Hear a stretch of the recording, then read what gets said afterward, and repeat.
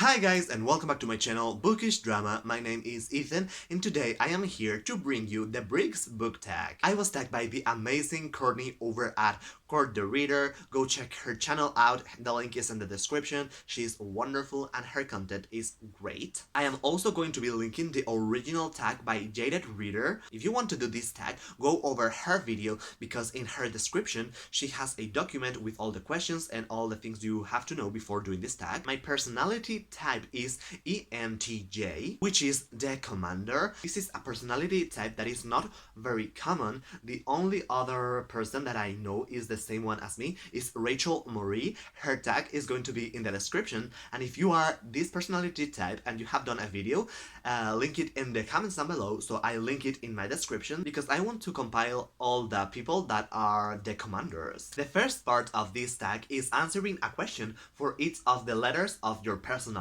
type, so E, N, T, and J. E stands for extrovert, which I don't think I really am. Being alone has its perks, but what's the point of a good book if it can't be shared?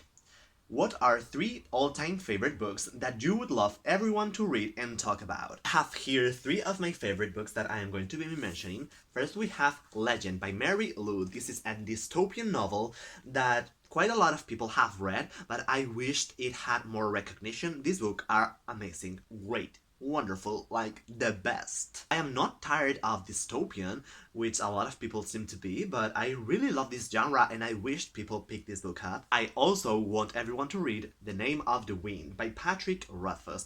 This is a book that I feel everyone would enjoy.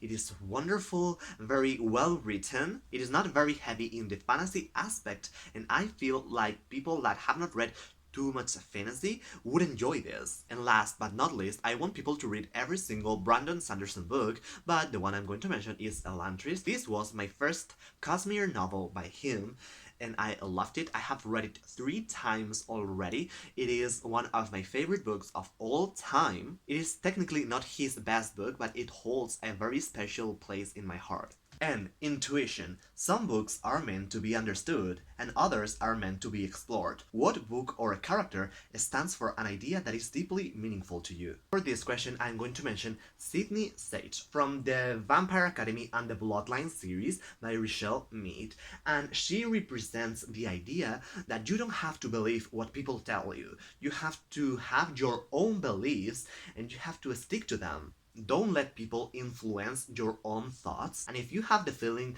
that something that someone is telling you is wrong, you don't have to accept that at all. You really have to be critical and have your own beliefs, basically. T. Thinking.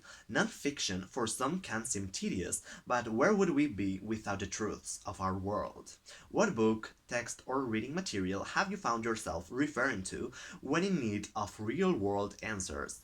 I don't think I have ever read a non-fiction book. For this one, I think I'm going to go with A Brief History of Time. This is a book that is on my TBR, and it is basically about the universe. I want to read this at some point in my life, but it is not super high priority for me. I also want to mention the book Physics for Poets. My physical chemistry professor recommended it to us because with that book you can learn physics without the mathematical aspects. It is basically targeted towards everyday people, so I have not read that, but my professor recommended it to me. J. Judging.